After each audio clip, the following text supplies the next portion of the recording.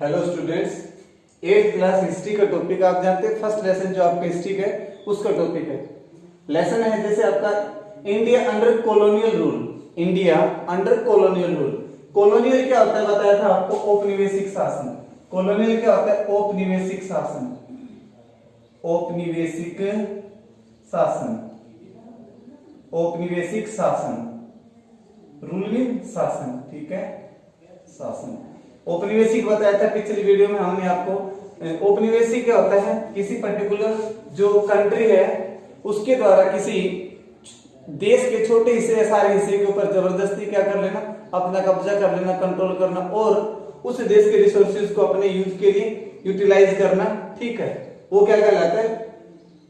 Colonial power कहलाता है। For example India क्या था? कॉलोनी था और ब्रिटेन क्या था? कॉलोनियल पावर था। टॉपिक किस बात करते हैं? टॉपिक आप देख रहे हैं, हमारा टॉपिक है social change and Indian nationalism. Social change होता है सामाजिक परिवर्तन, एंड इंडियन नेशनलिज्म, इंडियन भारतीय नेशनलिज्म होता है राष्ट्रवाद। नेशनलिज्म क्या होता है? राष्ट्रवाद। नेशनलिज्म होता है राष्ट्रवाद। देखें, some important social changes took place during the colonial। ये कहता है कुछ ऐसे विशेष परिवर्तन आए, कहां, कब? कॉलोनियल रूल, औपनिवेशिक शासन काल के दौरान कुछ महत्वपूर्ण परिवर्तन जो सामाजिक परिवर्तन थे वो आए। वाइड स्प्रेड, अब वो परिवर्तन क्या थे? देखें, wide spread social reform movement were led by social reformers. ये कहता है पूरे देश के अंदर विस्तार से, विस्तृत रूप से पूरे देश के अंदर सोशल जो रिफॉर्म है, समाज सुधार के कुछ आंदोलन चले और उनको चलाने की जो रिस्पॉन्सिबिलिटी थी उस समय कुछ हमारे सोशल रिफॉर्मर, समाज सुधारक थे। रिफॉर्मर क्या होता है? सुधारक, समाज सुधारक थे। कुछ हमारे समाज सुधारक थे जिनमें जैसे आप देख रहे हैं, हमने नाम लिख रखा है, लाइक राजा राम मोहन राय, दयानंद सरस्वती, ईश्वर चंद्र विद्यासागर। ये ऐसे नाम थे जिन्होंने उस समय समाज को सुधारने का काम किया, एक्सेट्रा आदि। अब कहता है इसके अंदर सम सिग्निफिकेंट लेजिस्लेशन। लेजिस्लेशन क्या होते हैं? लेजिस्लेशन होता है कानून। लेजिस्लेशन क्या होता है? कानून, ठीक है, एक्ट। तो कहता है some significant legislation were passed by the British government. ये कहता है ब्रिटिश सरकार के द्वारा कुछ विशेष कानून बनाए गए, पास किए गए, सच है जैसे बैन सती। बैन आप जानते हैं क्या होता है? रोक लगाना। सती यानी समाज के अंदर उस समय जो सती प्रथा थी उसके ऊपर रोक लगाई गई। Encourage window remarriage. Encourage window remarriage का अर्थ होता है कि जो विधवा हो जाती थी उस समय उनको रीमैरिज करने की परमिशन दी गई और इस चीज को बढ़ावा दिया गया, ठीक है, यानी विधवा पुनर्विवाह, इसको बढ़ावा दिया गया कानूनी रूप से। Prevented child marriage. Child marriage यानी बाल विवाह, यानी छोटी आयु में जो लड़कियों की शादी की जाती थी उसको रोकने का प्रयास किया गया। कास्ट सिस्टम, जाति प्रथा को रोकने का प्रयास किया गया। Regulated education of the girl child, और जो कन्या जो शिक्षा है, कन्या जो लड़कियां थी, बच्चियां थी, उनकी शिक्षा को बढ़ावा दिया गया। And other important change was, और एक दो महत्वपूर्ण जो परिवर्तन आए वो क्या था? एक महत्वपूर्ण जो परिवर्तन आया वो क्या था? Was to integrate tribal people. Integrate होता है जोड़ना।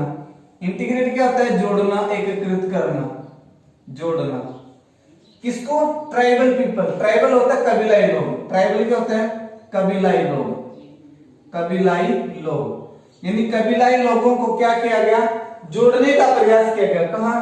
मेन स्ट्रीम सोसाइटी, जो समाज की मुख्य धारा थी, समाज की मुख्य धारा का मतलब समाज के अंदर उनको जोड़ने का प्रयास किया गया। आप जानते हैं ट्राइबल पीपल कौन होते हैं? जो जंगलों में, पहाड़ी क्षेत्र में, वनों में रहते हैं, ट्राइबल पीपल, ठीक है। नेक्स्ट है अनदर इंपॉर्टेंट चेंज।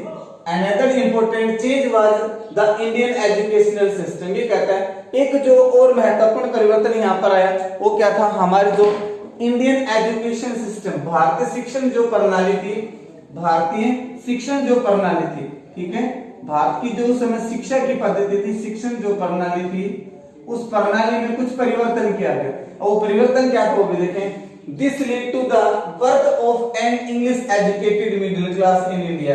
ये कहता है ब्रिटिश सरकार में आप जानते हैं हमारी जो रीजनल लैंग्वेजेस थी, यानी हमारी जो प्राचीन भाषाएं थी, जैसे उस समय संस्कृत था, हिंदी था, इसके अलावा रीजनल लैंग्वेज भी मराठी, तमिल, तेलुगु जो भी भाषाएं थी, उनकी जगह अंग्रेजों ने क्या किया, इंग्लिश एजुकेशन, वेस्टर्न एजुकेशन को स्टार्ट किया। ठीक है, तो उसका रिजल्ट क्या निकला, this led to the birth of an English educated middle class in India. इसका रिजल्ट ये निकला कि भारत के अंदर अंग्रेजी पढ़े मध्यम वर्ग का जन्म हो गया, यानी एक नया वर्ग बन गया जो इंग्लिश पढ़ा लिखा था। और कैसा वर्ग था, मिडिल क्लास, मध्यम वर्ग था। This class not only produced bureaucrats, bureaucrats क्या होते हैं, नौकरशाह, नौकरशाह, नौकरशाह। ब्यूरोक्रेट्स क्या होते हैं, नौकरशाह। ब्यूरोक्रेसी क्या होता है, नौकरशाही। तो कहते हैं this class not only produced bureaucrats, इस मिडिल क्लास ने जो इंग्लिश एजुकेटेड थी, इस क्लास ने केवल अंग्रेजी सरकार के लिए नौकरशाह पैदा किए। नौकरशाह का मतलब सरकार के लिए जो सरकारी जो जॉब्स थी, गवर्नमेंट जो जॉब्स थी, यानी अंग्रेजी सरकार के अधीन जो नौकरियां थी, उनमें जो लॉयर के रूप में, टीचर के रूप में, ठीक है, डॉक्टर के रूप में, क्लर्क के रूप में जो काम करते थे, वो लोग क्या थे, ब्यूरोक्रेट्स। ठीक है, to serve the British rulers, ये क्या करते थे, अंग्रेजी शासन, यानी अंग्रेजी जो शासक थे उनकी सेवा करते थे, उनके यहाँ नौकरी करते थे।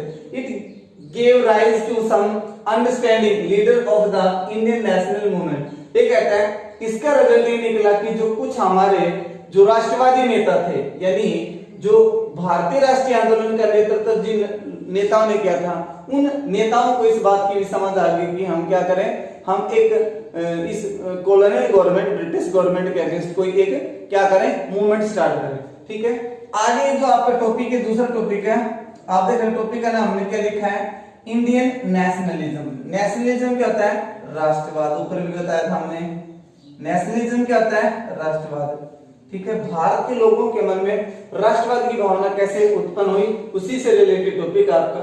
The term nationalism signifies a great love for one's motherland. ये कहता है कि जो नेशनलिज्म है, राष्ट्रवाद है, वो किस चीज को बताता है, ग्रेट लव, यानी बहुत ज्यादा जो अपनी मदरलैंड, मदरलैंड मातृभूमि, यानी अपनी मातृभूमि के प्रति जो एक अगाध स्नेह है, जो बहुत ज्यादा एक स्नेह होता है, ठीक है, प्यार होता है, उसको दर्शाता है। And desire to liberate it from foreign rule, और एक लोगों के अंदर एक आजादी की ऐसी भावना भरता है जो विदेशी शासन से मुक्ति चाहता है। फॉरेन रूल, विदेशी शासन से मुक्ति चाहता है। इसके अलावा क्या था, वेस्टर्न यानी English education brute in ideas of democracy. कहता है अंग्रेजों ने भारत के अंदर जो ब्यूरोक्रेसी के लिए, ब्यूरोक्रेट्स के रूप में एक क्लास बना दी थी, मिडिल क्लास, जो इंग्लिश एजुकेटेड क्लास थी, उस क्लास के लिए इंग्लिश एजुकेशन ने क्या काम किया, वेस्टर्न यानी English education broad in ideas of, इस अंग्रेजी शिक्षा ने भारत की जनता के अंदर कौन से विचार पैदा किए, डेमोक्रेसी, लोकतंत्र। डेमोक्रेसी क्या है, लोकतंत्र। इक्वलिटी, समानता, इक्वलिटी क्या होता है, समानता। लिबर्टी, स्वतंत्रता, आजादी। एंड नेशनहुड, नेशनहुड क्या होता है, राष्ट्रवादी भावना, देशभक्ति। ठीक है, राष्ट्रवादी भावना, देशभक्ति। Which inspired educated Indians to question the British rule, जिसने, यानी जब इन्होंने इंग्लिश एजुकेशन सीखी, वहां ब्रिटेन के लोगों का ब्रिटिश कल्चर के बारे में जाना, तो उनके मन में डेमोक्रेसी, लोकतंत्र, इक्वलिटी, समानता, लिबर्टी, आजादी, नेशनहुड, राष्ट्रभक्ति, देशभक्ति, ये सारी भावनाएं उनके अंदर जागी। विच इंस्पायर्ड, जिस इन सब भावना ने क्या किया, लोगों को इंस्पायर किया, प्रेरित किया। एजुकेटेड इंडियन, उन शिक्षित भारतीयों को प्रेरित किया, और वो क्या करे, to question the British rule, कि वो भारत के अंदर जिस प्रकार से अन्यायपूर्ण जो अंग्रेजी जो सरकार शासन कर रही है, उस सरकार से क्या करे, क्वेश्चन पूछे, प्रश्न करे। ठीक है, the educated Indian felt that, अंग्रेजी शिक्षा पढ़े जो भारतीय लोग थे, उन्होंने इस बात को महसूस किया क्या, it was the right of Indians, कि ये भारत के लोगों का अधिकार है, to determine the manner in which they should be govern, कि उनको किस तरीके का शासन चाहिए, उनके ऊपर सरकार किस तरह का शासन करे, इस बात को जानने का अधिकार किसको है, भारतीयों को। ये चीज उन्होंने कहां से सीखी, जब उन्होंने ब्रिटिश एजुकेशन को यानी इंग्लिश एजुकेशन को, वेस्टर्न एजुकेशन को जाना, वेस्टर्न एजुकेशन को शिक्षा और वेस्टर्न कल्चर को जाना।